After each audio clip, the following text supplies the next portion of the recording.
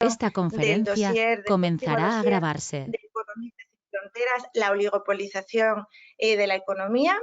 Esta sesión se enmarca dentro de una colaboración habitual y que ya se remonta a hace muchos años de Economistas sin Fronteras con el Colegio Vasco de Economistas. A través de esta colaboración hemos pretendido poder acercar a los y las economistas vascos otra forma de hacer economía, un foro de divulgación para poder reflexionar de forma crítica sobre los principales acontecimientos económicos que en cada momento van marcando la sociedad y, por lo tanto, servir también como un puente entre la economía crítica o las alternativas económicas, la divulgación económica y los y las colegiadas del Colegio Vasco de Economistas. Y la presentación de estos dosieres ha sido una de las vías que hemos identificado como que más éxito han tenido a la hora de despertar el interés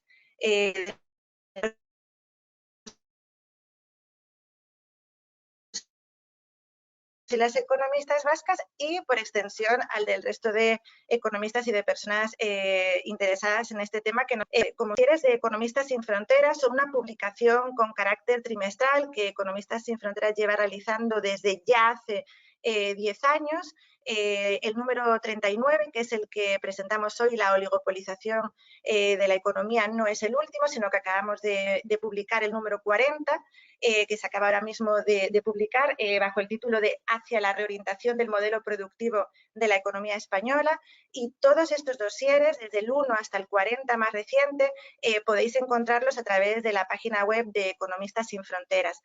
Además, desde hace 5 años contamos ya con 16 ediciones de estos dosieres traducidas al euskera, por lo tanto, estamos muy orgullosas de poder tener una amplia difusión de esta publicación, que es un poco nuestra joya, ya que hemos pretendido tocar todos los temas que en cada momento hemos considerado que podrían ser monográficos de carácter divulgativo para que toda persona interesada pudiera acercarse a la materia desde una perspectiva no excesivamente ni académica ni técnica. De esta forma, desde hace 10 años hemos tocado temas desde la cooperación al desarrollo como a la más reciente crítica o análisis crítico de la Agenda 2030, a los Objetivos de Desarrollo Sostenible, monográficos sobre sectores económicos como la energía o la fiscalidad, la alimentación, la demografía, alternativas económicas como la banca ética, el consumo responsable o la economía feminista y, como no, todo lo que tiene que ver con las políticas económicas y sociales. Estos dosieres están además realizados por personas que divulgan estos contenidos de manera completamente desinteresada y coordinados por un consejo editor de Economistas sin Fronteras que se encargan de seleccionar y adelantar esos temas que van a ser de interés en los próximos trimestres e invitar a las personas participantes a brindarnos sus artículos para reflexionar sobre estas cuestiones, como la de hoy, la oligopolización de la economía, en la que contamos con una amplia representación de las personas que han participado en este dossier, además de una invitada especial para que nos haga también un contexto más general.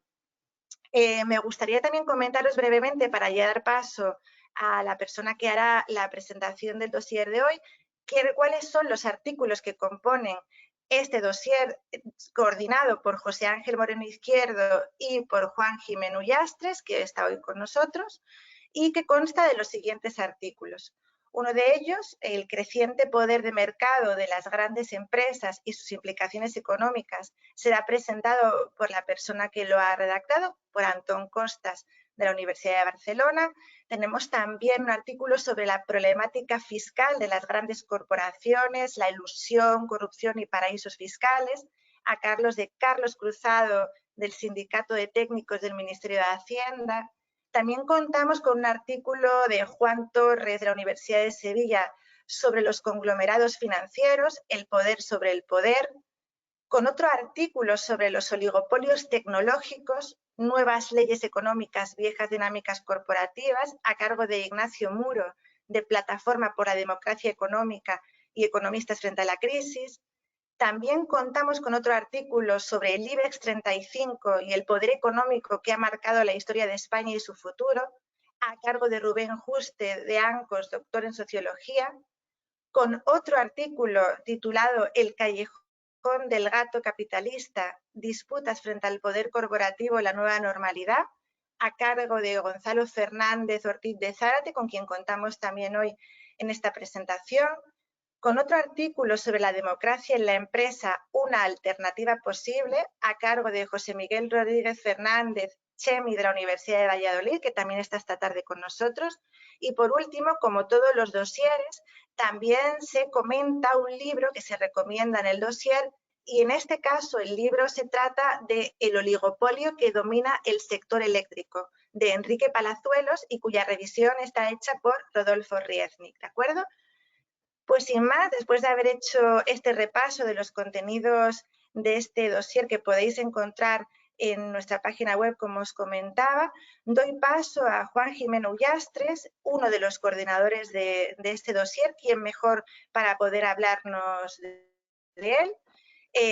Juan Jimeno es catedrático en Economía Aplicada de la UNED, de quien también ha sido rector, y es fundador, expresidente de Economistas Sin Fronteras y actualmente patrono y continuo e incansable colaborador. Por lo tanto, Juan, te voy a pasar la palabra para que puedas presentar el dossier y a las personas que van a estar esta tarde con nosotros, y reitero al resto de participantes que se nos han unido en los últimos minutos que por favor mantengan sus cámaras y sus micrófonos apagados para que podamos tener una sesión sin interferencias, y que por favor hagan uso del chat para trasladarnos sus comentarios y sus reflexiones, ¿de acuerdo? Buenas tardes, Juan, muchas gracias por estar esta tarde con nosotras. Buenas tardes y muchísimas gracias a todos y a todas las personas que están aquí, más de 100 que están acompañándonos y alguna más seguramente que se incorpora. Muchísimas gracias una vez más al colegio que nos acoge, esta vez no tan físicamente como otras veces. Yo he tenido ocasión de alguna vez estar presente en Bilbao y de verdad que es un gusto esta colaboración de muchos años entre las dos instituciones, ¿no? Muchas gracias a los ponentes y a la relación que nos acompañan y que iré presentando paulatinamente. Como ha dicho Laura, este número está dedicado al tema de los oligopolios. Esta sensación de que cuando estudiamos economía, pues se explica siempre ese mercado ideal de competencia perfecta en el que, bueno, pues ese juego de intereses entre las distintas empresas, entre los distintos agentes, nos llevan a la mejor de los mundos, a la optimización del uso de los recursos, ¿no? Desgraciadamente vemos que en la realidad actual el mercado de competencia perfecta realmente no existe, pero no es que haya pequeños fallos, que haya pequeños problemas, sino que ya realmente en la mayoría de los sectores hay un claro fenómeno de oligopolios, si no de monopolios, ¿no? En los campos tecnológicos nuevos prácticamente estamos en situaciones de monopolios que hasta ya en Estados Unidos están siendo objeto de investigación, y de oligopolios claros en todos los ámbitos, productivos, financieros, etcétera, con consecuencias muy importantes. Una, que claro, todos esos análisis que hacemos en la teoría y en tantos modelos de un funcionamiento de un mercado en competencia, pues resultan falsos si no se meten todos estos temas de influencias de poder de mercado, pero también poder político, algo de eso hablaremos a lo largo de esta tarde, de condicionantes generales, de que ya los agentes no están participando en igualdad de circunstancias, es decir, ya no ya los trabajadores con la empresa, que siempre pasó, sino tampoco los consumidores en cuanto tales, y todo ello nos obliga como a cambiar todos nuestros análisis, ¿no? Pero además es que nos obliga a un análisis de preocupación, porque claro, este mundo de oligopolios está llevando a situaciones que pueden llegar a afectar a temas básicos. Lo estamos viendo ahora, por ejemplo, con el tema de las vacunas y unos pocos laboratorios que controlan de alguna forma el mercado y también están imponiendo condiciones que no dejan de ser preocupantes, ¿no? Bueno, pues desde distintos puntos de vista, análisis sectoriales, generales, jurídicos, sociológicos y, por supuesto, económicos, hemos analizado en el dossier, siempre intentando lo mismo. Son personas expertas, pero que hacen un trabajo no muy largo, 6, 7, 8 folios, páginas, para que no cansen realmente a la persona que se acerca al tema, pero con profundidad, sin citas y demás, pero que cualquier persona lo puede entender. Y de la calidad de los ponentes, pues lo vamos a ver ahora mismo. El primero de ellos es uno de los autores, de hecho el que realiza el primer artículo, es mi querido amigo, colega y compañero Antón Costas, que se puede ir enchufando la cámara y el micrófono. Antón es muy conocido, es catedrático de Política Económica en la Universidad de Barcelona y consejero de varias empresas, pero además es que es columnista en diarios tan prestigiosos como El País, La Vanguardia, El Periódico de Cataluña, columnista asiduo, ¿no? Es una referencia para casi todos nosotros y además pues esa relevancia se ha visto reflejada también en su elección para la presidencia del Círculo de Economía que preside desde hace unos años. Antón siempre generoso, siempre dice que sí a todos los líos en los que los amigos le metemos y está aquí para acompañarlos. Y entonces, bueno, en el artículo de la revista cuentas un poco cómo efectivamente se ha producido ese fenómeno de la oligopolización. Yo te diría ir un poco más allá. ¿Es posible evitar esta oligopolización del capitalismo? Antón, tu turno.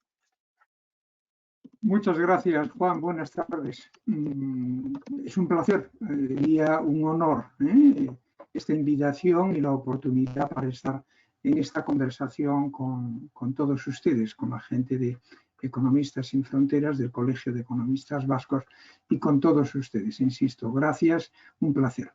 La pregunta, si es posible, sí, es posible y además de posible creo que es necesario y me atrevería a decir que urgente revertir esta situación creciente de poder de mercado que ha aparecido en la mayor parte de las industrias tradicionales y de una manera muy particular, casi sorpresiva, en los nuevos monopolios digitales, ¿no? De hecho, ya hemos enfrentado esta situación en el pasado. Lo que estamos viviendo es una especie de déjà vu, ¿no? De algo que nos recuerda, aunque no lo hayamos vivido las personas que estamos aquí, que ocurrió a la salida de la Gran Depresión y de la Segunda Guerra Mundial, cuando uno de los diagnósticos de la Gran Depresión fue exactamente este, el excesivo poder de mercado que habían alcanzado en aquella época, a principios de siglo, una serie de empresas en general en todas las industrias. Por lo tanto, la respuesta primera, Juan, es sí, es necesario, es posible y es necesario. Pero como todas las cosas importantes, como todas las medidas, las políticas económicas importantes, no va a ser fácil, a mi juicio, ¿no? ¿Por qué motivo? Porque romper el poder de mercado implica confiar en la competencia. Y esto, que así dicho así parece fácil, no es tan fácil. En primer lugar, porque los políticos en general no son siempre muy favorables a la competencia. La capacidad de los lobbies, de la dimensión política del poder de mercado de las empresas influye de una manera muy importante en los políticos. En segundo lugar, y quizá esto es más sorprendente, porque tampoco los consumidores ni las asociaciones de consumidores son muy proclives a la defensa de la competencia. Mi propia experiencia me dice que en muchos casos desconfían de la competencia. Y en tercer lugar, no será fácil tampoco, porque hay una corriente de pensamiento económico y de pensamiento político económico en un sentido amplio, especialmente desde el progresismo, desde la izquierda,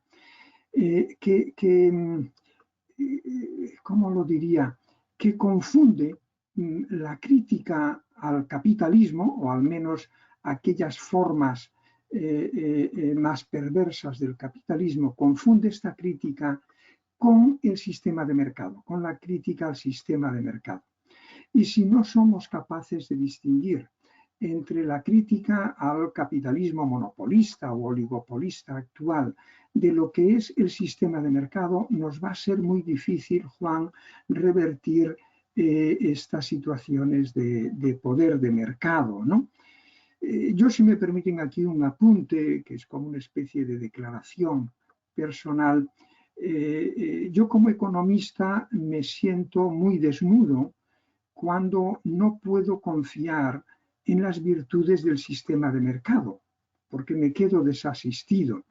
Y a mi juicio, el mercado, el sistema de mercado, se puede defender perfectamente desde el lenguaje de las virtudes, desde ese tipo de, en todo caso, después en el coloquio, si quieren, entramos un poquito más en esta cuestión. Pero insisto, si nosotros identificamos, como se hace en muchas ocasiones, leyes del mercado como de hecho, la falta de mercado, aquella expresión de un ministro español y vicepresidente cuando dijo es el mercado amigo. No, eso no es cierto. De lo que usted me está hablando no es de las leyes del mercado, es al contrario, de la existencia del no mercado.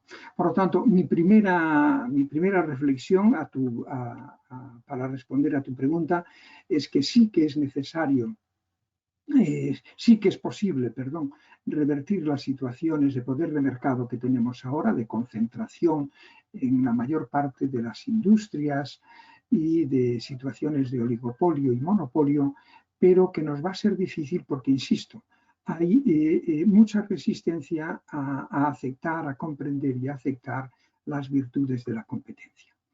Ahora bien, creo, sin embargo, que ha aparecido ya un cambio muy importante en el clima académico en relación con las virtudes o los defectos del poder de mercado. Como el tiempo es escaso, permítanme solo una referencia para mí. Es sorprendente, no lo que viene, pongo por caso, de centros académicos que históricamente fueron siempre favorables un poco a la competencia y que vieron siempre con cierto recelo al monopolio, ¿no? Y al oligopolio. Para mí lo más sorprendente y lo más interesante y probablemente lo que va a ser más efectivo es que centros académicos de alto nivel o al menos de mucho prestigio que hasta ahora en las últimas décadas habían mantenido por un lado una actitud complaciente con las situaciones de poder de mercado, con las situaciones, insisto, de concentración, con las situaciones de oligopolísticas o de monopolio. Esta complacencia veo que está revirtiendo. Un caso para mí muy significativo y que les recomiendo a aquellas personas que tengan mayor interés en este tipo de cuestiones es lo que está ocurriendo en la Escuela de Economía de Chicago. Acaba de publicar un librito, un ebook muy interesante, editado por Luigi Zingales, uno de los economistas de origen italiano, pero norteamericano de la Universidad de Chicago, con ocasión del 50 aniversario de la publicación de ese artículo que muchos de ustedes han leído y como mínimo han oído hablar de él, que es el artículo de Milton Friedman de hace 50 años, ahora en el mes de septiembre de hace 50 años, donde afirmaba que la única responsabilidad social de las empresas era maximizar el beneficio para los accionistas. Esto, como saben, se convirtió en un mantra no solo del mundo corporativo, sino también de las escuelas de negocios y en algún caso también de las universidades. Pues bien, hoy este mantra está cuestionado, como saben, no entro mucho en él, pero para mí lo interesante, insisto, es que centros como es la Escuela de Economía de Chicago, que han sido siempre muy partidarios o al menos no han sido recelosos de las situaciones de concentración, de oligopolio, ahora sin embargo lo están siendo de una manera que, insisto, me sorprende. Les recomiendo, en todo caso, a los que estén interesados, leerse algunos, probablemente más que leerse todo el libro, es leerse la introducción de Luigi Zingales. Expresa muy bien el cambio que está teniendo lugar en el mundo académico, en el mundo de la investigación económica sobre la economía industrial y sobre los mercados, en el ámbito también del liberalismo económico. Yo le doy mucha importancia, no entro en todo caso en mi artículo, si tienen interés lo pueden leer y me disculparán que no haga el resumen aquí, pero yo le doy mucha importancia al cambio de clima intelectual, de clima académico, porque sin este cambio no creo que sea posible en los próximos años que aparezcan políticas económicas en nuestros países que consigan romper esas situaciones de monopolio. Recuerden, si tengo que apoyarme en alguna cita de autoridad, recuerden cómo acaba la teoría general de John Maynard Keynes, ¿no? Cuando al final, al cerrar el libro, Keynes dice que la mayor parte del pensamiento de los policymakers está basado en viejas ideas, ¿no? De economistas ya muertos, y que es necesario, con una especie de tormenta, que saque este viejo pensamiento para que el nuevo, que era el que él defendía en aquel momento, Keynes, pueda entrar. Esto creo que está ocurriendo y esto me hace ser optimista, insisto, Juan, en que es posible revertir estas situaciones de monopolio. Las medidas, quizá mirando la hora, es también interesante el ver cómo en los 2 últimos años el giro de los bancos centrales está favoreciendo esta actitud antimonopólica o antioligopólica. ¿Por qué motivo? Los bancos centrales esperaban que a la salida de la crisis del 2008, en la medida en que llegase la recuperación, tal como decía la curva de Phillips, esa recuperación trajese consigo una reducción del desempleo y en la medida en que eso ocurriese, un aumento de los salarios. Eso es la curva de Phillips. Los bancos centrales quedaron sorprendidos a partir del año 14, 15, 16 al ver que la recuperación ya fuerte en nuestras economías, sin embargo, no traía un aumento de los salarios. Y eso es un cuestionamiento importante para su política monetaria, que va dirigida a aumentar la inflación, a evitar la deflación.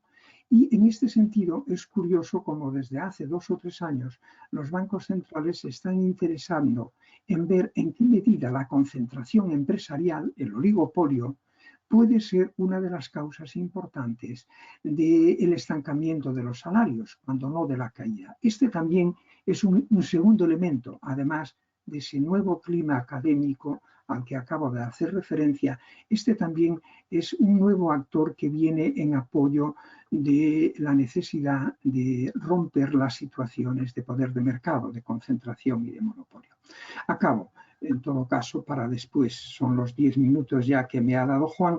En cuanto a las medidas, yo en mi artículo, de pronto, y cuando lo comencé a escribir no lo tenía en la cabeza, me fui de pronto a Joan Robinson, como saben, la economista británica de los años 30, de la primera mitad de los años 30, discípula en la primera etapa de John Maynard Keynes, y que dio lugar, creó un poco una nueva corriente o especialidad de la economía, que fue la economía de la competencia imperfecta.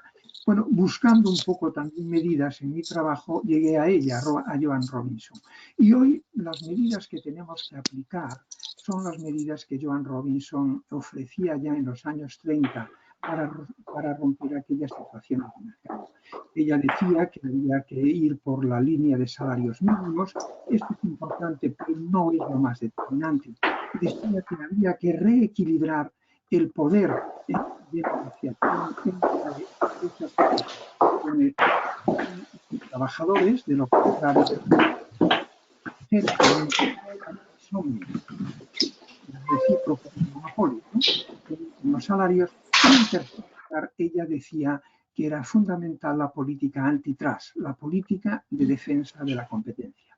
Y cierro tal como comencé. Por lo tanto, romper las situaciones de oligopolio, las situaciones de poder de mercado, exige confiar en la competencia. Si no confiamos en la competencia, difícilmente vamos a poder romper las situaciones de poder de mercado. Muchas gracias. Muchísimas gracias, Antón. Recuerdo lo de cerrar los micrófonos, por favor, porque hemos oído algunos ruidos que interferían la intervención. Y vamos con la segunda de las ponencias, con esta misma concisión. Gracias por la disciplina, Antón. La segunda la debemos a Adoración Guamán. Muchísimas gracias. Perdón, que he cerrado la cámara y estando hablando me parece feo. Ya. Adoración, muchísimas gracias por estar con nosotros. Puedes ir encendiendo la cámara y el micrófono mientras te presento. Sé que andas muy liada y, sin embargo, has hecho el esfuerzo de acompañarnos. De verdad, muchísimas gracias. Ella es profesora de Derecho del Trabajo en la Universidad de Valencia y ahora, pues de ahí su especial lío, es directora general de coordinación de la vicepresidencia segunda de la Generalitat Valenciana. Entre otras muchas cosas, activa voluntaria en muchísimas actividades y es profesora invitada de Flaxo en Quito y coordinadora del grupo de trabajo sobre precisamente Lex Mercatoria, Derechos Humanos y Democracia, ¿no? Esta especie de armadura jurídica de la oligopolización en la que ella es experta y que nos viene muy bien que nos habla, porque se habla un poco de que el poder de los oligopolios se está llevando a una cierta burbuja de impunidad por parte del derecho y las empresas. Pues sobre esto nos va a hablar Adoración. Muchísimas gracias de nuevo por estar con nosotros y tienes la palabra. Muchísimas gracias, Juan. Muchísimas gracias a las organizadoras de este seminario, a la Economistas sin Fronteras, ese magnífico dossier que habéis publicado y, bueno, darme la oportunidad de estar aquí compartiendo tarde con compañeros a los que he leído, de los que he aprendido, a los que he citado. Pues la verdad es que es un honor. Y antes de entrar, bueno, confesar que hace una jurista, ¿no?, en un foro de economistas, no me resisto a hacer yo también una pequeña confesión al hilo de lo que el profesor Antón Costas estaba comentando. Yo sí desconfío de la competencia. Yo soy una de las que desconfían de la competencia desde la izquierda, pero no creo, por lo menos creo no confundir las leyes de mercado con el capitalismo, sino tengo claro, y de hecho hice mi tesis sobre el derecho de la competencia, creo que el mercado en situación de libre competencia no falseada no produce justicia social ni redistribución de la renta y la riqueza. Y en este sentido, como jurista, cuando me siento desvalida, es cuando no puedo confiar en las virtudes de la colectividad, o al menos en las virtudes del Estado, que incida en las leyes de mercado a efectos de asegurar esa justicia social y esa redistribución. Supongo que sobre esto también podremos debatir. Vuelvo a confesar, soy jurista.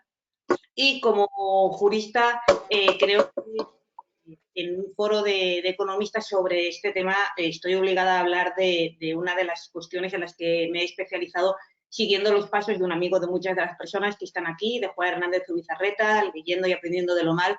Y se trata de esta armadura de la impunidad de las grandes corporaciones o de las transnacionales. De hecho, el dossier comienza con una afirmación clara, apodíptica, diciendo: las grandes empresas transnacionales controlan los principales sectores económicos y se vertebran y llegan a todos los rincones del sistema económico a través de las complejas cadenas de valor. Y sigue diciendo en esta introducción que el poder creciente de las empresas transnacionales se consolida y se extiende hacia otras dimensiones: la política, la jurídica y la cultural. Voy a dedicarme a la segunda de ellas, a la jurídica.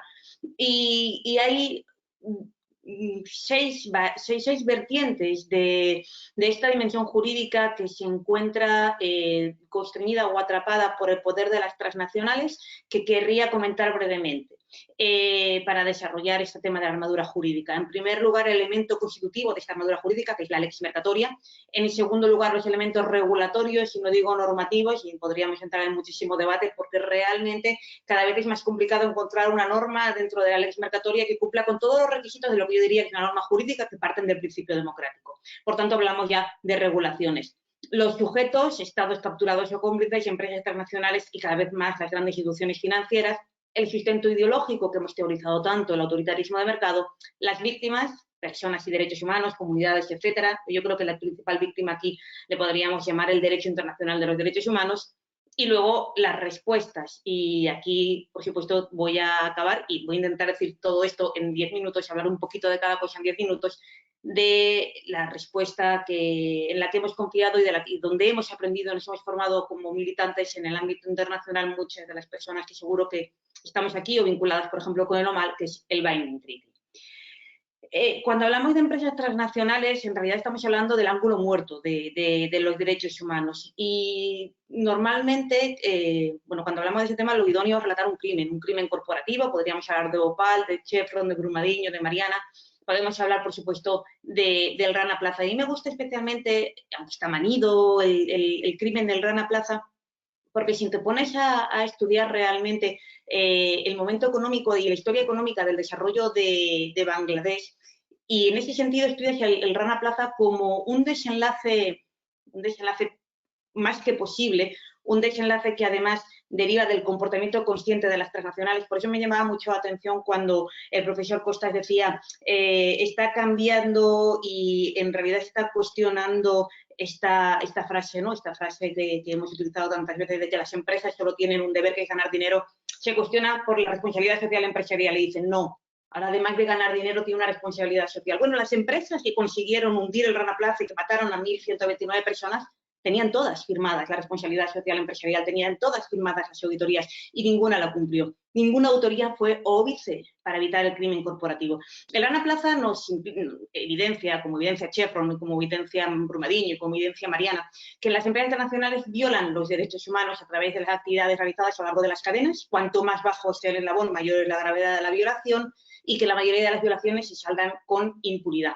Pero si nos quedamos únicamente en el crimen, que es donde normalmente ponemos el acento, solo vemos la punta del iceberg. Si ahondamos un poco más, observamos que ese comportamiento empresarial viene permitido, impulsado por un amplio conjunto de normas, por esta lex mercatoria, tratados de comercio e inversión, memorando de entendimiento con las IPIs y luego la propia élite empresarial. De hecho, como decía antes, el modelo de desarrollo de Bangladesh, el boom de Bangladesh, si leemos un poco la literatura especializada en este país, nos muestra cómo la inserción del país en cadenas de valor mundiales fue una estrategia de las élites nacionales para explotar con las élites transnacionales lo que le llaman el ready-made garment, que es la industria de la moda, y que ha sido este instrumento de desarrollo a través de las cadenas de valor lo que ha acabado pues provocando esta serie de crímenes. Y es cierto, un desarrollo económico, pero desde luego una situación crítica para los derechos humanos. Como comentaba, hay un elemento que da sustento a todo esto, que no nos da tiempo a desarrollar, que es el llamado autoritarismo de mercado, del cual se habla desde los consensos neoliberales, Washington, Bruselas, de nuevo Washington, y que este autoritarismo de mercado sustenta la lex mercatoria, que podríamos citar, por supuesto, a Juan Hernández Zubizarreta y al resto de autores vinculados con el OMAL, para afirmar que en realidad la lex mercatoria es un nuevo orden económico jurídico global con un amplio conjunto de reglamentaciones, regulaciones, etcétera. La profesora Pistor le llama el Código Global del Capital, o Código del Capital, pero en realidad lo que nos interesa es saber cuáles son sus vertientes. Y ya lo he dicho antes, disposiciones de las instituciones financieras internacionales, y yo subrayaría el papel del Fondo Monetario Internacional, porque además creo que en este cambio, ¿no?, de discurso entre el Fondo Monetario Internacional, el cambio de discurso que señalaba antes el profesor Costas, el fondo lleva fundamentalmente desde el principio de esta pandemia protagonizando un cambio de discurso. Hay quien afirma que el fondo se ha hecho vegano. Yo lo dudo mucho porque una gran parte de mi vida anterior, en los últimos años la he pasado en Ecuador y he visto el último memorando de entendimiento entre el Fondo y Ecuador, que sigue básicamente la misma estrategia de acumulación por disposición de provocar, acumulación por disposición de provocar, ¿no? Estos cambios normativos internos para potenciar el poder de las élites internacionales e internas. Bien, por tanto, la ley mercatoria tiene muchísimos, digamos, soportes jurídicos, los tratados de libre comercio e inversión fundamentalmente, aunque últimamente me estoy centrando más en el estudio del FMI, realmente, y creo que por eso nos conocimos con Juan y otras personas, uno de los grandes pilares de la ley mercatoria donde yo empecé a vincularme con ella son los tratados, el tratado del TTIP o el CETA o todos los que estudiamos durante años. Cuando hablamos de los sujetos de la lex mercatoria, tenemos a los estados, capturados o cómplices, recordamos el concepto de la captura corporativa, fraguado por Oxfam, entre otros, y donde vamos a situarnos especialmente, el foco de atención de hoy, por supuesto, son en las empresas transnacionales.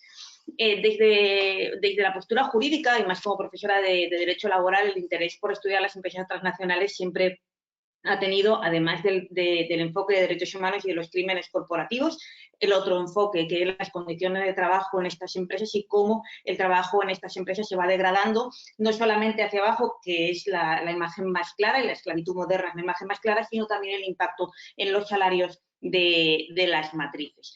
¿Por qué esta estructura transnacional de la STN? ¿Por qué las grandes cadenas de valor? Primero, para eludir y evitar el poder sancionatorio del Estado donde está la matriz.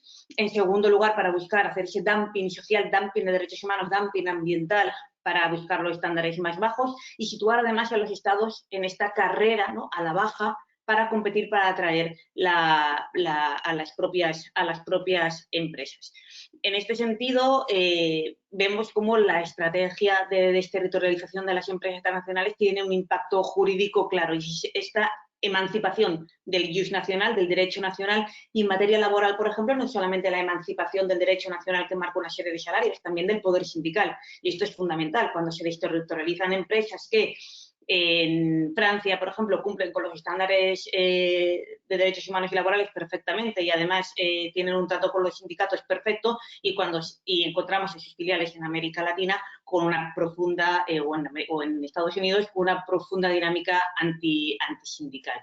Bien, teniendo claro, por tanto, que hay una combinación entre los pilares de la lex mercatoria y las empresas transnacionales, y que esta combinación se está reforzando con una actuación muy potente por parte de las instituciones financieras internacionales.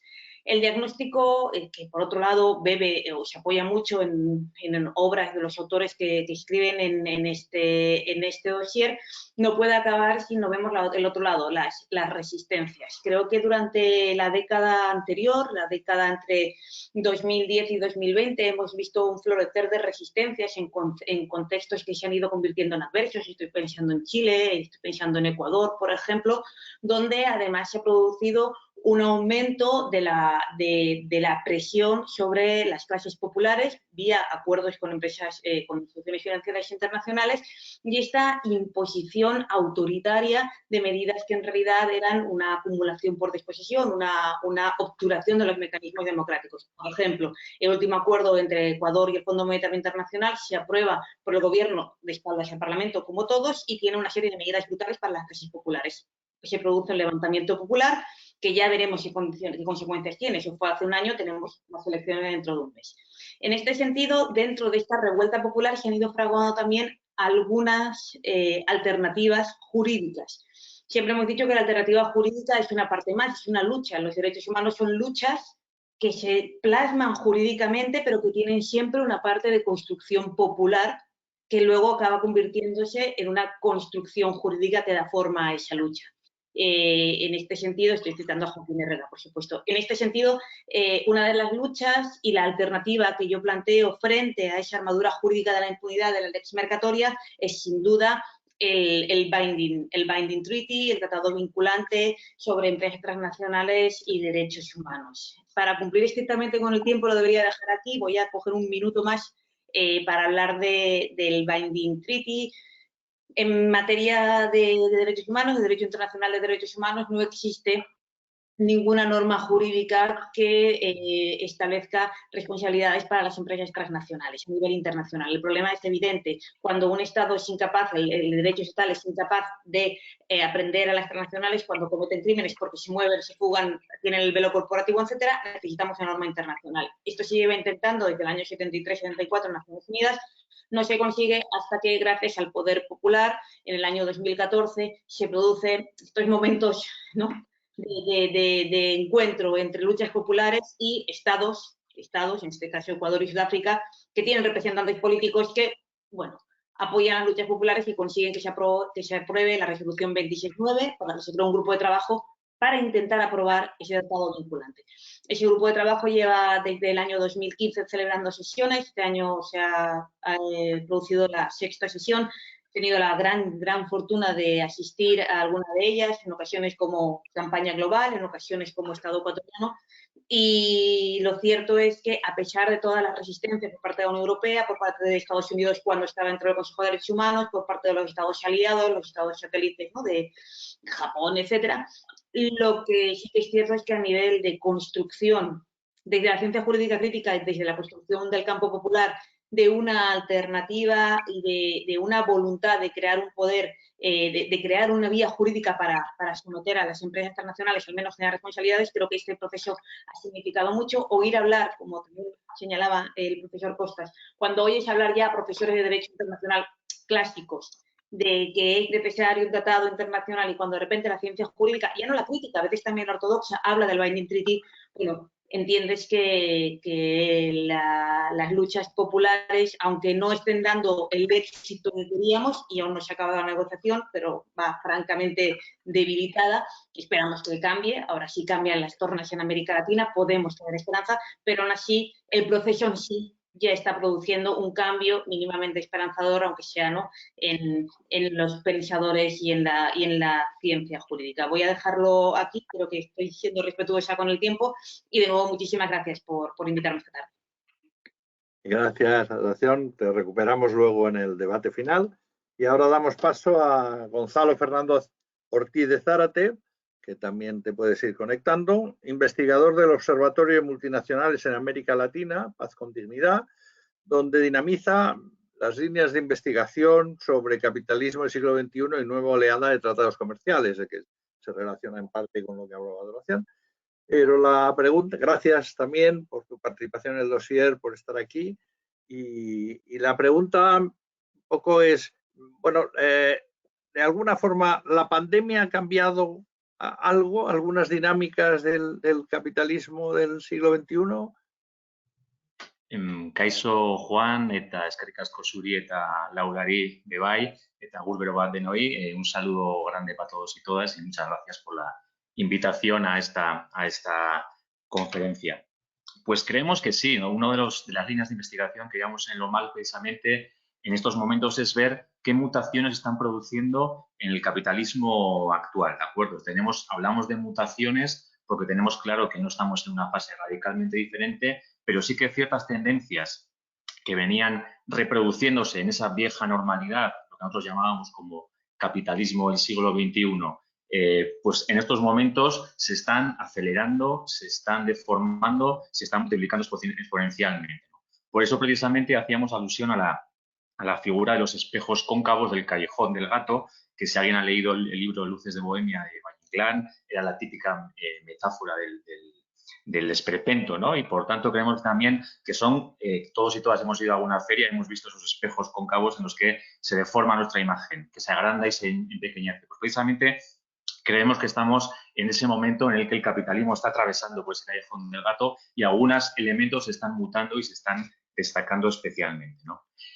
Para ver un poco cuáles eran estos elementos que en estos momentos creemos que son los que están marcando alguna especie de tendencia en el capitalismo global, tenemos que ver también cuáles eran, muy someramente, las características de ese capitalismo previo, ¿no? Que, como digo, llamamos del capitalismo del siglo XXI. En nuestra opinión y en lo que plasmamos en el artículo es que el capitalismo sí que estaba previamente en una crisis integral, o sea, la crisis la podemos definir de muchas maneras diferentes y con muchas dimensiones, pero desde la perspectiva del capital sí que tenemos claro que son dos las relevantes, ¿no? Por un lado, estaba en un momento en el que no encontraba sendas de crecimiento, de incremento de productividad, de inversión estables y generalizadas. O sea, es una cuestión que incluso hasta la OCDE en un estudio de 2014 decía que no había esa perspectiva, al menos hasta 2060, pero a la vez tiene que hacer ese esfuerzo en un momento de una crisis climática, una crisis ecológica, en la que, pues, fruto precisamente de varios fenómenos, pero también del cambio climático, del agotamiento de recursos físicos, materiales y energéticos, va a tener que crecer o intentar crecer en un contexto de menores recursos, ¿no? Digamos, una novedad en la historia del capitalismo. Ante este contexto, digamos, lo que estaba planteando es una agenda de mercantilización de aquello que no lo estaba, ¿no? Aquello que no estaba mercantilizado o que no estaba mercantilizado a escala global, más vinculado a lo público, a lo común, ¿no? Que pueden ser los bienes naturales, la compra pública, los servicios, es una ofensiva mercantilizadora, una precarización de la vida, incremento de las desigualdades, un cierto desmantelamiento democrático que tiene mucho que ver precisamente con lo que ha hablado Adoración Guamán, ¿no? de esta ofensiva de tratados comerciales y de inversión, un incremento de las tensiones geopolíticas, ¿no? Y bueno, pues que podemos ver sobre todo en esa pugna por la hegemonía entre China y Estados Unidos, en la que Europa pues, estaba un poco como convidado de piedra, un incremento, ¿no?, de los relatos reaccionarios de extrema derecha que van ganando peso desde puntos de vista clasistas, heteropatriarcales, racistas y demás, y una economía que, como hemos dicho, lanzaba esta ofensiva mercantilizadora sobre lo público y lo común, que, por supuesto, asumía la financiarización como, digamos, la fórmula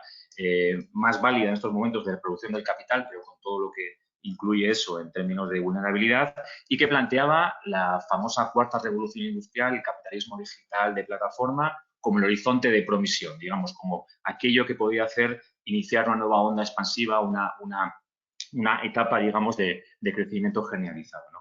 Eso, digamos, es la fotografía a 2019 y atravesando el capitalismo, ese callejón del gato en 2020, pues nos encontramos que algunas de esas tendencias que estaban ya apuntando se han consolidado, ¿no? Yo destacaría en ese sentido 6, ¿no? Una primera sería la relevancia y el protagonismo de la cuestión de la deuda, ¿no? Hemos dicho que estamos en una economía muy financiarizada y eso nos genera grandes problemas y grandes vulnerabilidades, ¿no? Que ya se demostró en el estallido de 2008, que no se ha resuelto, digamos, en términos de regulación del capital, ni mucho menos, y vemos cómo desde hace ya bastantes años se siguen las políticas de quantitative easing, ¿no? Esa expansión cuantitativa que ante cualquier tipo de crisis lo que se está respondiendo también en 2008, tarde en Europa, pero en Estados Unidos y mucho más evidente ahora, ¿no? Lo vemos también con los fondos europeos, con una inyección creciente de liquidez, ¿no? Si en 2019 la deuda ya era el 322% del PIB mundial, en estos momentos las cifras son mayores y entonces lo que tenemos es economía financiarizada para rato y economía muy vulnerable al depender de estas dinámicas del corto plazo y la especulación. Una segunda tendencia que destacamos también en estos momentos es que vivimos un momento muy convulso, por un lado, por el tema de la destrucción, que podríamos incluso llamar de destrucción creativa, ¿no? Este concepto de Schumpeter, que dentro de su pensamiento ultraliberal decía que, bueno, que al final toda la competencia sin regulación llevaría a que aquellos agentes menos preparados, menos productivos, menos capaces, desaparecerían en favor de otros, ¿no? Se está generando una especie de destrucción creativa, no sabemos si para generar una nueva onda, pero por lo menos sí que está habiendo mutaciones, tanto en sujetos, estamos viendo como, por un lado, los fondos de inversión cada vez están ganando más peso, ¿no? Vemos cada vez más situado a grupos como Vanguard, grupos como Blackstone, ¿no? Que incluso se convierte en el gurú medioambiental de la Unión Europea, o la noticia que ha salido hoy mismo de que al final pues, un fondo australiano ha lanzado una OPA sobre Naturgy, ¿no? Esa parte en sujetos, también en estrategias de las grandes empresas, ¿no? Vemos como también, pues bueno, pues sean de unos sectores o otros están produciendo cierres de empresas, despidos y demás, mutaciones, localizaciones, deslocalizaciones. Eso también va a ser un fenómeno actual.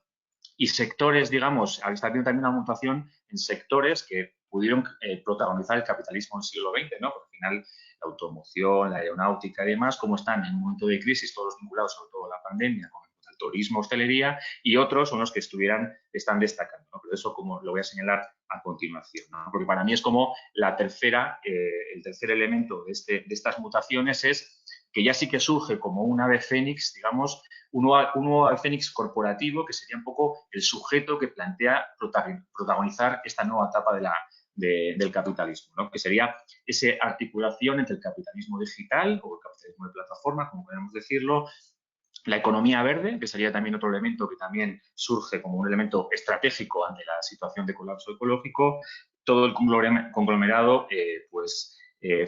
industrial militar y las finanzas, ¿no?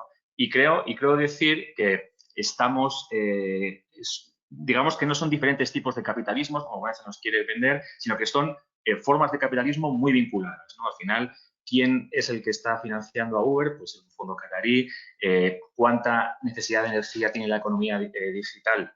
Pues ya se está aumentando, comentando que simplemente en el almacenamiento de datos vía streaming y demás, ya se está generando un gasto energético mayor que el de la aviación civil en estos momentos. Es decir, que digamos que son un conglomerado y al final entre finanzas buscando inversión en sectores estratégicos como el capitalismo digital, necesitan también de una nueva forma de energía ante el agotamiento de los recursos fósiles, que es pues la economía verde, y pues toda esta lógica un poco también de industria militar en un momento también de convulsión y conflictos, ¿no?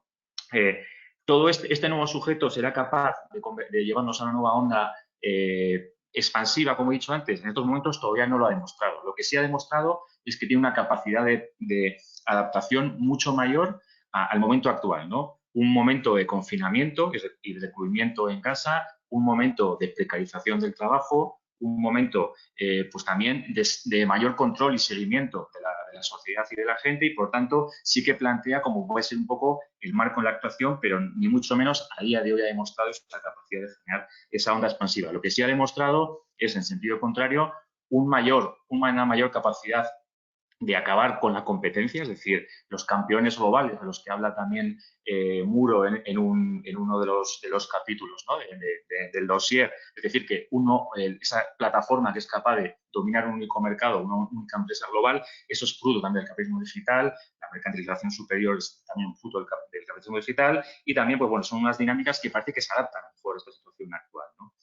En cuarto lugar, también vemos como una de las dinámicas actuales importantes es precisamente que el relato que marca un poco la agenda del capitalismo es lo verde y lo digital, ¿de acuerdo? Son necesidades de este momento, es decir, lo verde es que no hay otra opción, lo digital es, bueno, algo que sí o sí va a marcar el futuro de nuestra economía, pero se nos hace ver que es un relato, digamos, de un capitalismo diferente al capitalismo industrial, extractivo y demás. Yo creo que también es uno de los ejes que tenemos que analizar en este momento, hasta qué punto realmente se está entendiendo este relato de una manera progresiva. Muchas veces se hace más bien con una lógica de un relato alternativo, con una realidad diferente y poniendo la responsabilidad social corporativa, digamos, como agente voluntario a trabajar en defensa de este relato, ¿no?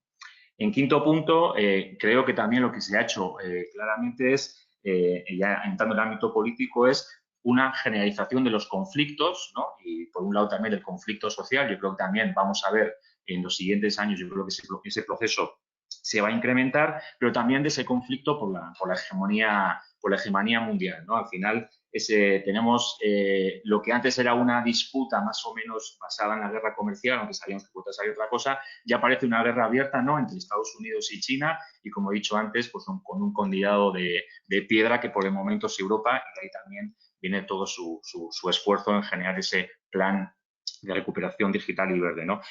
Vemos cómo Estados Unidos, pues, tiene todavía el peso del dólar, mantiene todavía su hegemonía diplomático política, mientras que China pues tiene un comportamiento bastante mejor a lo largo de la pandemia, está planteando una estrategia comercial mundial, ¿no? Y de alianzas, como se ha puesto en manifiesto con la entrada en vigor del acuerdo asiático de RCEP, y también tiene pues una serie de ventajas en términos de 5G, de economía verde, y por tanto ahí la disputa está planteada en su momento idóneo, ¿no? Y por último, ya para destacar la última idea, ¿no? Recordemos una financiación con un problema de deuda mayor, un momento de convulso de destrucción creativa, una Fénix corporativo, un relato verde y digital, mayores conflictos y una captura del Estado. Creemos que es una de las cuestiones que en estos momentos destaca, ¿no? Al final el Estado sigue siendo un elemento importante para el desarrollo corporativo y se están lanzando pues estas dinámicas de alianza público-privadas y defensa de las grandes empresas por parte del Estado como un agente de inversión pública, como un agente también incluso de renta básica,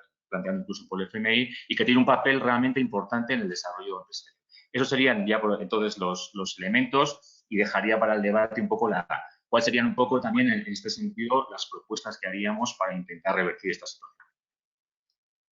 Muchísimas gracias. Comprendo que meter en poco tiempo tantas ideas es complicado y os agradezco el esfuerzo. Vamos ahora con José Miguel Rodríguez Hernández, también colaborador del dossier. Muchas gracias por estar con nosotros. Es profesor titular de Economía Financiera en la Universidad de Valladolid, en la facultad que fuiste decano. Y además estás un poco en tu casa hoy de nuevo porque eres miembro del Colegio Vasco de Economistas. O sea que Efectivamente, Juan. Vuelves a tu casa. Bueno, pues aquí ya, después de todo este panorama global que se nos ha fijado, pues cada uno ha ido apuntando algunas posibles alternativas y la pregunta iría un poco por ahí, ¿no? Para cerrar esta primera parte que se nos está comiendo todo el tiempo, que es un poco en este marco oligopolizado. ¿Hay razones para defender y posibilidades un marco empresarial diferente? ¿Qué experiencias hay? ¿Pueden crecer? ¿Cómo ves esas alternativas? Muchas gracias, Juan. Muchas gracias a los organizadores, a los dos coordinadores de este número, al Colegio Vasco de Economistas y a Economistas Sin Fronteras. La verdad es que cuando me invitó José Ángel Moreno a participar en este número, yo creo que lo hizo por amistad, ¿no? Dice, en cualquier número que coordino yo, pues hay que meter algo de empresa, y entonces llamó a Chemi y va y lo hace. Bien, pues tenía esa sensación y digo, bueno, ¿qué voy a decir esta tarde? Ahora que acabo de oír todo esto, me confirmo en que realmente sé todavía menos lo que voy a decir. Y voy a decir por qué. Si observamos lo que hemos escuchado esta tarde, en realidad se están diciendo cosas bastante distintas. Unas se están describiendo una situación que es algo así como el modelo financiero o accionarial de empresa con todas sus consecuencias políticas, económicas y sociales, y nada ha cambiado, y reconozco que eso es lo que describí en mi primer libro sobre gobierno de la empresa. Y por otro lado, Antón Costas al principio ha hablado de Luigi Zingales y algunos cambios incluso en la Escuela de Economía de Chicago. Y el caso es que yo también hablé de eso mismo a la vez que hablaba del otro en el mismo libro. ¿Qué está ocurriendo? Yo creo que lo que está ocurriendo es que tenemos primero un gran problema. Se dice, por ejemplo, empresas que se dice que son socialmente responsables hacen todo esto. Claro, porque tenemos un primer problema y es ¿qué entendemos por responsabilidad social corporativa? Es más, ¿realmente alguien sabe lo que es la responsabilidad social corporativa? ¿No es un concepto difuso, confuso, profuso, manipulado, etcétera? Pero por otro lado, a la vez, hay propuestas que surgen desde la teoría, lo que pasa es que bastante desconocidas, que a partir de ahí se pueden construir nuevos modelos de empresa. Entonces estamos en una especie de contradicción y en una especie de dinámica difícil de qué es lo que se va a imponer, y por ahora algunas realidades son muy ligeras, muy pequeñas, muy débiles, ¿no? Recuerdo perfectamente que cuando empecé a escribir sobre esto, ya encontré a gente que sin conocer todavía el capitalismo de plataforma y todo lo que hemos visto ahora, decía, vamos a empresas que ya no serán empresas, que ya no serán instituciones sociales, no durarán en el tiempo. Dice, no, va a ser como las catedrales en la Edad Media. Se llama al maestro Mateo y a 5 aprendices y te hacen el pórtico de no sé qué y se les echa. Y así vamos cambiando. Entonces, eso es ir en contra del modelo de empresa como institución social. Es más, en el plano teórico eso también existía, no solamente era un ejemplo práctico, existía ese ejemplo. ¿A qué me refiero? Pues, por ejemplo, Oliver Williamson en uno de sus libros decía, en el principio existían los mercados. Claro, ¿qué estaba diciendo? En el principio existían los mercados y los mercados estaban junto a Dios y los mercados eran Dios. El principio del Evangelio de Juan. Estaba sacralizando el mercado. Dentro de ese mercado existían empresas que en un mundo ideal, lo que ha dicho Antón al principio, que estaba muy bien traído lo del mundo ideal, en realidad en ese mundo ideal no hay razones para que existan empresas. Lo que hace Williamson es introducir coste de transacción y podíamos introducir los factores tal que existen empresas. De la misma forma que en lo que nos han enseñado del equilibrio general competitivo de Arrow, de Bray y McKenzie, no existen empresas, no pueden existir por los propios supuestos. Entonces tenemos que el mundo ideal no tiene sentido la empresa e incluso hay una práctica que dice si es que la empresa como institución social carece de sentido. Y en ese contexto se defiende el modelo accionarial de empresa cuando no has definido qué es la empresa, se defiende una economía basada en la competencia, como dice el modelo general de equilibrio competitivo, cuando no hay esa competencia. Entonces, son contradicciones por todas partes entre lo ideal y la realidad, la práctica y la teoría. Voy a intentar precisar algunas cosas. Para avanzar, yo creo que lo primero que tendríamos que hacer es volver a la dinámica que teníamos desde hace 200 años de la Ilustración. La Ilustración, una cosa es la Ilustración escocesa y otra es la Ilustración francesa. La Ilustración escocesa forma un capitalismo compasivo, en que todo lo más es un capitalismo de caridad, de leyes de pobres. Y en cambio la Ilustración francesa es la voluntad general, la justicia distributiva. Y de esa dinámica no hemos salido y los economistas podemos clasificarnos automáticamente en un grupo u otro y esto genera unos debates que persistirán continuamente, porque son alineamientos en gran parte sobre comportamiento humano y en el fondo de todo, sobre creencias y percepciones. Está pues algún famoso libro sobre la falacia de Adam que decía que al final la economía es como la teología. Por tanto, una cuestión de creencias y de qué pensemos. Bien, pues en medio de toda esa situación, aclarado que siempre vamos a tener dos formas de pensar, lo siguiente que quiero hacer notar es que no es lo mismo una empresa que una sociedad mercantil. Un contrato de empresa es una cosa y un contrato de sociedad mercantil es otra. Precisamente en el artículo que va en el número, lo que hago es basarme, y podía haber otras posibilidades, pero en lo que ha hecho la escuela francesa que llamamos el Colegio de los Bernardinos, que ha estado reflexionando en Francia sobre todo esto. Esto vamos a decir a nivel de empresa, digamos, francesa, de un tamaño no muy excesivo. Ya veréis por qué digo después otra cosa. Y ahí han dicho que lo primero que tendríamos que lograr es aclarar qué es una empresa, qué es una sociedad mercantil y definir un nuevo estatuto de empresa, que no tiene por qué ser igual que el estatuto de la sociedad mercantil. La sociedad mercantil conduce fácilmente a un modelo accionarial financiero en el que ocurren todas esas cosas que hemos visto, que tradicionalmente pues Juan Hernández Ubizarreta, que también me honro en conocer, etcétera, ha descrito en sus trabajos, con los problemas jurídicos internacionales que esto significa de regulaciones, que no de controles legales reales, etcétera. Pero por otro lado, podemos intentar definir un contrato de empresa como institución social, en que los partícipes, que son diversos, tengan no ya, como se suele hacer en la práctica de la responsabilidad social, unos resultados más o menos, vamos a decir, de atender sus necesidades hasta cierto punto, pero siempre con la supremacía o el predominio de los accionistas, sino lo que yo vengo llamando un gobierno empresarial alargado, ampliado, extenso en definitiva. Y eso cambia el tema. El gobierno corporativo, desde que se inventó esta palabra por Ills, quiere decir el poder político en la empresa. Y entonces lo que estamos hablando es quién tiene el poder político en la empresa y cómo eso podría cambiar. Y efectivamente empieza a haber experiencias al respecto. Pero no solo experiencias, también la teoría. Volvamos de nuevo a Luigi Zingales, el italiano este que está en Chicago, que ha citado antes Antón Costas. Parte de lo primero que yo aprendí sobre esta posibilidad viene de ahí.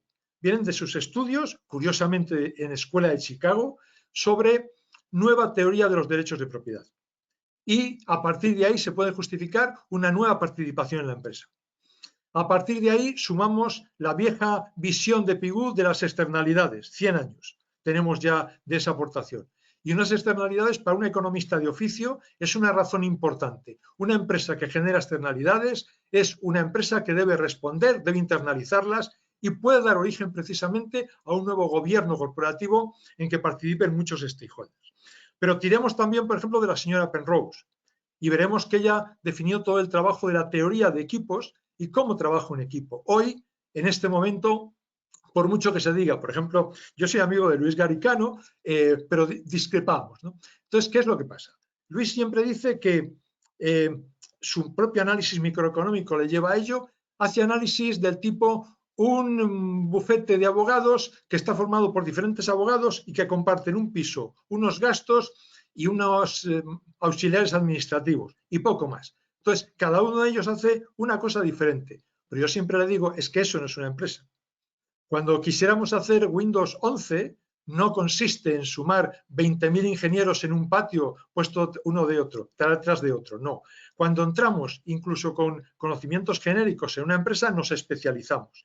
Trabajamos en equipo y ahí aplicamos todo lo que hemos aprendido en teoría del conocimiento, teoría del aprendizaje, que es otra razón más para ver que el nuevo gobierno de la empresa tiene que ir por la participación de diferentes stakeholders. Y luego, por último, tenemos el tema de los riesgos. Es que en realidad eso de decir que los únicos que sufren riesgos son los accionistas es falso. Es más, los accionistas, ya lo dijo un importante premio Nobel inglés, en realidad pueden diversificar sus inversiones. Los que somos de economía financiera decimos que a partir de 25 o 30 títulos distintos bien elegidos, esa cartera está diversificada, el riesgo específico prácticamente ha desaparecido y queda solo el riesgo sistemático o general, ¿no? Bien, pues, sin embargo, un trabajador no puede trabajar en 25 o 30 empresas simultáneamente, siempre que la empresa sea una institución social. Otra cosa es si convertimos a la empresa en un conjunto de comisionistas, riders, repartidores, que lo mismo trabajan para no se sabe cuánta cosa, ¿no? Por eso, en el fondo, hay aquí unos debates teóricos y prácticos importantes, ¿no? Pero sería esto, distinto la empresa y la sociedad mercantil, buscar un nuevo contrato de la empresa con un nuevo sistema de participación. Y eso lleva a otra cosa importante. No se logrará si los dirigentes de las empresas no cambian de mentalidad. Y a esa gente se le puede obligar por la ley o por los incentivos, o tal vez por las dos cosas. Incentivos se pueden dar, incluso leyes se pueden dar. Hay muchas veces que lo que falta a los políticos es voluntad para poder hacerlo. En casi todos los programas políticos de los partidos españoles en las últimas elecciones viene algo sobre responsabilidad social corporativa y una serie de cosas, pero ninguno se atreve a decir cómo aplicamos eso en la práctica con medidas legales de política económica, sí, o de política fiscal sobre el tratamiento de ciertas retribuciones de los directivos, pero también de derecho mercantil, porque podemos regular todo lo que es en el derecho, en la ley de sociedades de capital, desde los dividendos hasta el capital social, hasta el tema de la reserva legal. Hay muchas formas de intervenir en eso, ¿no? Fiscalidad, leyes, etcétera. Y junto con eso, incentivos. Claro, se puede fijar la retribución de los directivos unido no a cuánto valor generan para los accionistas, sino a otros indicadores. Se está haciendo en Canadá, se está haciendo por algunas empresas españolas. Y eso puede tener un diferente tratamiento fiscal que si resulta que no haces esa, digamos, esa ventaja fiscal y dejas que sigan creando valor para los accionistas. Por tanto, yo creo que todo esto hay una posibilidad de hacer cambios. Y por último, que ya veo que está apareciendo ahí Juan, ya estoy llegando yo al límite de los 10 minutos. A ver, por último he dicho antes que hablaba de empresas grandes. He dicho Francia, Colegio de los Bernardinos. Bien, pues hay una interesante aportación desde la Universidad de Grenoble de un joven economista que ahora está destacando mucho en Francia, ha quedado como segundo economista en cuanto a su calidad en premios de joven economista y tal, que es Virgile Casañón, eso es, lo he pronunciado mal. Entonces, este hombre está estudiando la empresa Mundo, la firma Mundo que dice hoy, y creo que tiene aportaciones muy interesantes por su conexión entre poder y economía. Al fin y al cabo, en Francia siempre eso ha sido importante. Desde Perú se ha estudiado mucho la conexión poder-economía. Pues este hombre lo está estudiando. Y ese estudio de la firma Mundo tiene un pequeño manual para sus alumnos, pero luego tiene libros más sesudos, incluido su tesis doctoral, que es de hace unos años, pero se acaba de publicar ahora en serio. Pues va diciendo que ¿por qué no empezamos? De nuevo aplicamos teoría económica para que se vea que la práctica y la teoría está unida. El concepto de la empresa Mundo puede ser un bien común privado, pero bien común. Es decir, es un bien privado, pero lo vamos a convertir en un bien común. ¿Cómo regulamos eso? Y esto es interesante. Y por último, al hilo de todo esto, efectivamente han surgido iniciativas. Una está en el País Vasco. El Parlamento Vasco ha presentado una proposición, curiosamente, asombrosamente, respaldada por todos los grupos políticos, para un nuevo modelo de empresa vasca, que está muy basada en la idea de las cooperativas de Mondragón. Yo creo que tendría que ser más ambicioso, se basa mucho en lo que es la participación de los trabajadores, pero está ahí. Lo ha hecho la Fundación Arizmendiarrieta y ha hecho lo mismo en el Parlamento Navarro. Pero es que iniciativas en Gran Bretaña existen, tanto del Partido Laborista como de académicos. En Estados Unidos, por mucho que nos sorprenda, existen, y además de senadores demócratas bien conocidos. Y luego hay otra experiencia reciente, que es Francia. Macron, en el año 19, ha metido una nueva ley, ha promulgado una nueva ley, que es la ley Pacte, que refuerza el poder de los trabajadores y orienta hacia un nuevo modelo de empresa con mayor participación, con comités multi-stakeholder, etcétera, etcétera. Y eso se puede hacer. De hecho, los franceses hace mucho tiempo que tenían lo que llaman ellos una empresa de interés colectivo, una empresa cooperativa de interés colectivo. Y es una curiosa empresa esta cooperativa, porque no solamente trabajo y capital, sino muy diferentes stakeholders. Por tanto, resumen, yo creo que hay ideas teóricas que se pueden aprovechar, aunque sean nacientes, débiles. Segundo, hay iniciativas prácticas. Y tercero, desde luego, sin embargo, el panorama hoy sigue siendo el que se ha explicado aquí en algunas de las intervenciones previas. Muchas gracias. Gracias, Chemi. Os pido a los ponentes que activéis la cámara para entrar en el diálogo final. La verdad es que quiero agradeceros porque ya habéis tenido un cierto diálogo en vuestras intervenciones y eso yo creo que lo ha hecho más vivo. Y tanto en las discusiones, debates que ha habido en el chat como entre vosotros, que ya ha habido un inicio de debates, hay en el fondo parecidas cuestiones, ¿no? Un poco las dudas sobre el significado de la competencia, qué aspectos positivos tiene, qué aspectos negativos. Bueno, ya Adam Smith, nada sospechoso, decía que cuando unos empresarios se reúnen es para restringir la competencia y por lo tanto que el Estado debía estar vigilante. Pues un poco cuál es el papel del Estado para defender la competencia, para también, bueno, digamos, esas dudas de adoración de que el mercado, la competencia puede llegar a la eficiencia pero no a la equidad. Entonces, también desde esa perspectiva hay otra intervención. O lo mismo que ha salido también de defensa de derechos humanos, el papel que puede jugar el Estado en este sentido.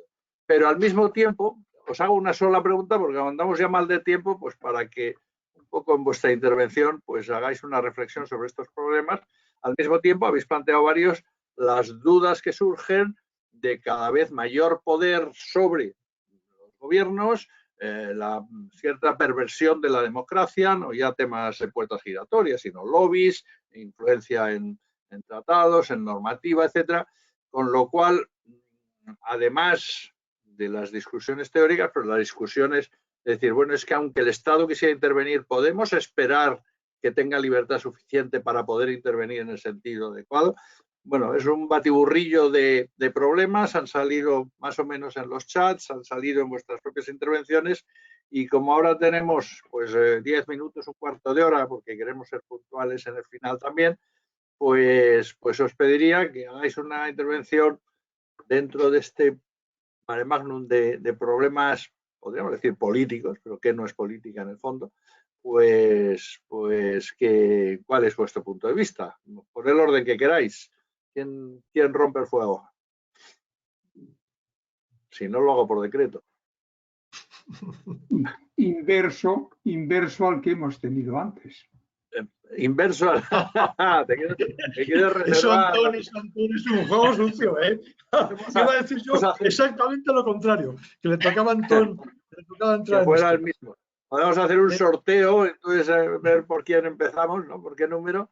Pues venga, Gonzalo. Bastante neutral. Uno de las citas que suelo poner en las diapositivas para mis alumnos es de Stiglitz, que yo creo que dice la realidad. Dice, no podemos conseguir resolver todas las imperfecciones de los mercados y todos los problemas que tienen los mercados mediante regulación y tenemos que recurrir a comportamientos más allá de la regulación legal. El problema es cómo conseguimos una teoría de incentivos que realmente modifique eso. O sea, yo veo muy difícil que a través del Estado, con solo regulación y normas legales, se puedan conseguir avances completos, incluso significativos.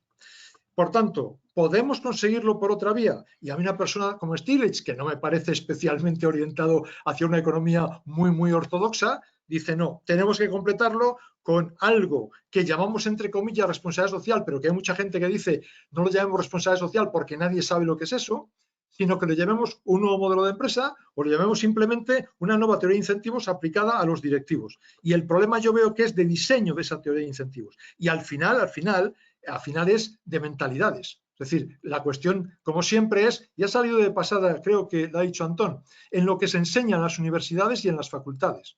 Yo creo que eso es muy importante. El modelo de empresa, de sociedad y demás que estamos enseñando desde la revolución o la contrarrevolución neoconservadora o conservadora de los años 80 del siglo pasado. Por tanto, yo creo que hay que utilizar los dos tipos de instrumentos. Aprovecho para hablar de mi libro. Economistas sin Fronteras acabamos de publicar un estudio sobre la enseñanza de la economía con opiniones de mucha gente que recomiendo también. Venga, Gonzalo, que te quedaste con ganas de hacer propuestas antes, además. No, sí, yo quería decir que, bueno, que para mí toda medida que sea de control del poder del mercado, ¿no? En defensa de la competencia, incluso de nuevas fórmulas empresariales, en sí son positivas. Lo que me parece que son insuficientes, ¿no? Como he dicho antes, estamos en un momento de una profunda crisis que marca el escenario, de una extrema competencia, ¿no? Que también, a pesar de esta oligopolización de la economía, existe una competencia muy fuerte a nivel global.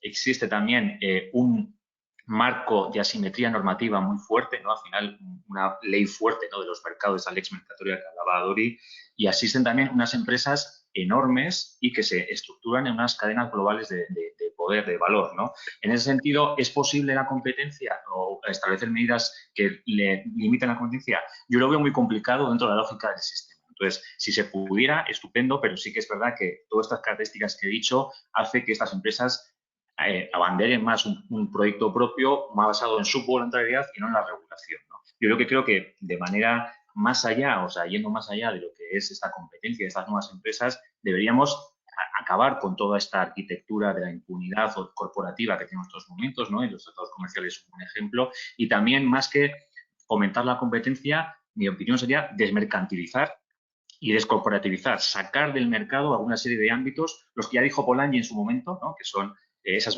mercancías ficticias, que son el trabajo, que son la tierra, la naturaleza y demás, y son las finanzas, el dinero. Yo añadiría ahí también los datos de inteligencia artificial. Eso debería ser político, público comunitario y no mercantil y corporativo.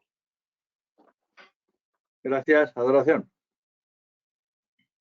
Sí, yo creo que cuando hablamos del tema de la regulación, en realidad lo que estamos poniendo de vista también es que si en algún momento ha habido una hiperregulación, es ahora, y precisamente como comentaba Gonzalo, es ahora cuando existe una hiperregulación, pero por la vía del derecho comercial, y está llegando, y gracias a los tratados de libre comercio, pero también a todas las normas que se dicen de liberalización interna, pero que en realidad son de regulación. Así que el problema no es tanto derecho sí, derecho no, el problema es tener en cuenta que el ordenamiento jurídico que tenía como uno de los objetivos fundamentales la defensa de los derechos humanos está girando hacia la defensa de los derechos de las transnacionales. Si miramos el caso de Chevron, por ejemplo, y miramos el último laudo arbitral en el cual le dicen a la empresa transnacional, a Chevron, que tiene el derecho a la justicia y al proceso debido frente a las víctimas, estamos ante la aberración jurídica de estar concediendo derechos subjetivos a empresas transnacionales, que es exactamente darle la vuelta al ordenamiento jurídico. Por tanto, al hablar de esta digamos, alergia a la regulación, ¿no? Creo que tenemos que dar la vuelta. En realidad es el momento en el que mayor regulación hay. A mí me parece muy interesante el debate acerca de la responsabilidad social empresarial, como decía José Miguel. El problema es que la responsabilidad social empresarial que se esgrime en muchísimas ocasiones para dar una simple cobertura, una especie, ¿no?, de envoltorio para ocultar ciertas prácticas, pero que realmente debería de estudiarse o de analizarse o de intentar poner algunos... Y es una de las principales críticas con el tema de la RSE, lo hemos hablado muchas veces con Gonzalo y normal. Creo que ha servido de paraguas para muchos comportamientos antisociales y antiderechos humanos de las empresas, pero que desde luego es un concepto que en términos de enseñanza, por ejemplo, creo que tiene mucha potencialidad. Y hay otro término que es el de la diligencia de vida, Y hay otras vías que yo creo que deberíamos explorar, como la ley francesa de diligencia de vida, que también se está explorando en el ámbito estatal y que va vinculado a la RSE, pero es un pasito más allí, es decir, a las empresas. Está bien, no solamente tenéis la responsabilidad social, tenéis la obligación jurídica. No estás hablando de códigos de ética, tenéis una obligación jurídica de una serie de comportamientos, al menos de control sobre lo que hacen aquellos que trabajan para aumentar vuestra tasa de ganancia. No dicho así como de manera muy facilona. Entonces, en ese sentido, creo que hay propuestas como la ley francesa, que es una propuesta de modificación del Código Mercantil, en el cual acaban responsabilizando a la matriz de la vigilancia del comportamiento de sus filiales. Podría ser interesante en materia de derechos humanos, en materia de derechos laborales, en materia de medio ambiente. Y, por último, coincido desde el punto de vista jurídico en la necesidad de enfocarnos en la enseñanza en otra enseñanza de las ciencias a las que nos ocupamos. El derecho laboral, por ejemplo, es uno de los derechos que tiene históricamente, ¿no?, una retórica aparentemente progresista, pero que desde los años 90 a esta parte se centra mucho en cómo asesorar a las empresas o a los empresarios o a los futuros empresarios a una mejor gestión de la mano de obra, como si la mano de obra no fueran personas. Y en ese sentido creo que es importante replantearse la enseñanza del derecho de la empresa, del derecho laboral y, por supuesto, poner el centro en los derechos laborales y los derechos humanos. En este sentido sí que reivindico la enseñanza crítica del derecho y especialmente del derecho laboral. Y ya sin más dejo que cierre Antón, que creo que toca. Adelante, Antón. Muchas gracias.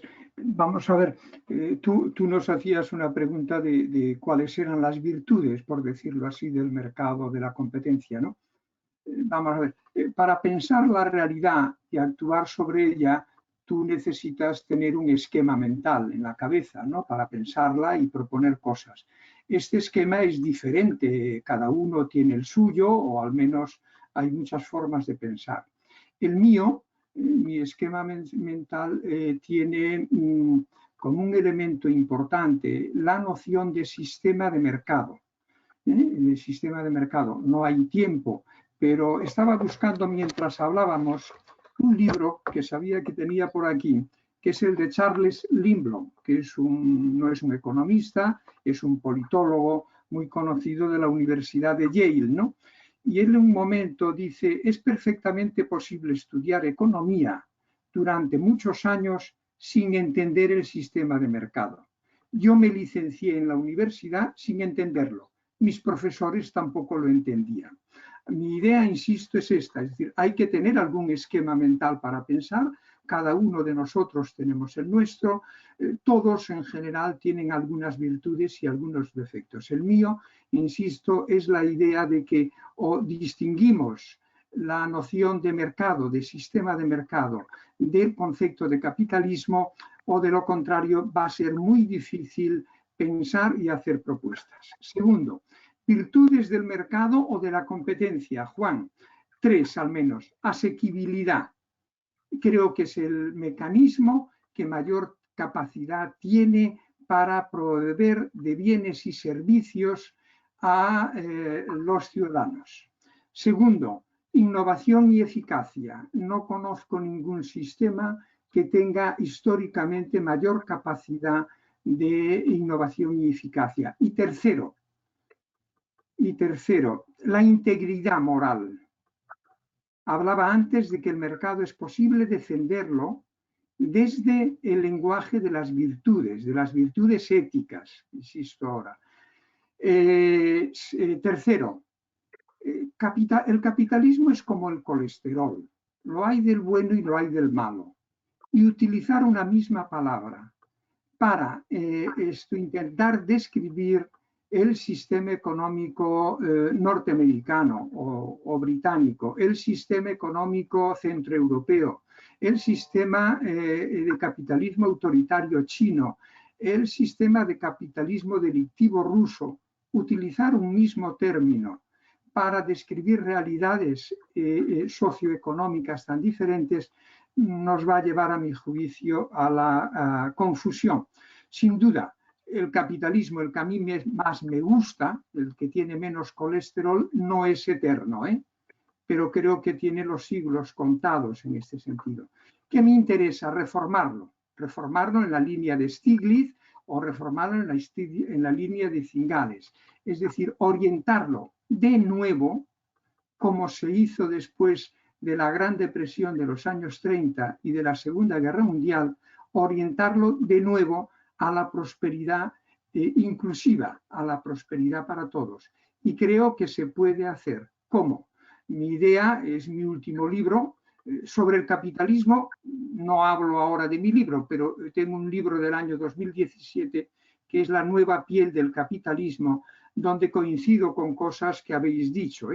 Mi propuesta es un nuevo contrato social que tiene de nuevo tres elementos muy importantes, que son los tres elementos o los tres pilares de la prosperidad de los países. Tenemos que tocar a los mercados, a la competencia y al sistema capitalista y a la empresa. Tenemos que tocar al otro pilar, que es el Estado, un nuevo Estado social. Y tenemos que darle una fuerza y prioridad que no tiene al tercer pilar, que es la comunidad. Los tres pilares de la prosperidad colectiva, insisto, para mí son mercado con esa idea amplia, Estado social y comunidad. Si somos capaces de lograrlos, probablemente no iremos hacia un mundo ideal, pero al menos tengo la esperanza de que las próximas décadas, si logramos cambios de estos, sean mejores que las décadas que acabamos de pasar. Muchas gracias. Muchas gracias. Vamos a ir cerrando. Os doy una oportunidad de 30 segundos a cada uno de los ponentes si queréis añadir algo, cerrar con alguna idea, un eslogan, una fuerza. ¿No?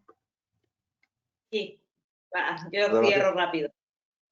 Es que es importantísimo, ¿no? Estoy aprendiendo muchísimo yendo al profesor Costas cuando habla de volver a reorientar el capitalismo. Y esto entronca con algo que hemos teorizado mucho desde los juristas, que son las externalidades negativas de aquel Estado social. Aquel Estado social tuvo como externalidad negativa el patriarcado, tuvo como externalidad negativa la depredación del medio ambiente y la depredación de las economías periféricas. Y sin eso tampoco se entiende cómo se construyó. Creo que hay que tener muy claro que cualquier otra construcción que propongamos tiene que partir de los errores, gravísimos errores del Estado social. Y en ese sentido es importante también, ¿no? tener esas líneas que se construyó sobre las mujeres, la explotación de las mujeres, sobre la explotación del medio ambiente y sobre la explotación de lo que llamaban el tercer mundo. Sin duda, gracias. Lo firmo. Chemi, ¿querías decir algo? ¿No has dicho que no? No. Bueno, pues muchas gracias a Adoración, resto de los ponentes, público en general. Yo creo que habéis resaltado, ¿no? Para los economistas el tema de incentivos adecuados es probablemente de los instrumentos más eficaces y en el fondo queremos contribuir con estos debates a un incentivo importante y es que la sociedad civil tome conciencia de los problemas y analice en profundidad esos problemas, ¿no? No tenemos varitas mágicas, pero hemos aportado elementos, creo, para que cada cual pues encuentre más razones en favor de un compromiso social, en favor de esos cambios que necesitamos, ¿no? Creo que ahora Laura se va a despedir y nos va a cerrar el acto y de nuevo muchísimas gracias. Muchísimas gracias a Gonzalo, a Antón, a Chemi, a Adoración y a Juan por vuestro tiempo, por vuestra generosidad para participar en este debate y hacernos esta presentación de vuestros puntos de vista tan documentados y además con un debate entre vosotros que también es muy interesante, al Colegio de Economistas, como no, por permitirnos siempre hacer esta difusión a través de las personas colegiadas y a todas las asistentes y asistentes que habéis estado hoy con nosotros. Buenas noches y nos vemos en la próxima presentación del siguiente dossier. Eskerrik asko. Eskerrik asko. Agur. Agur, buenas noches.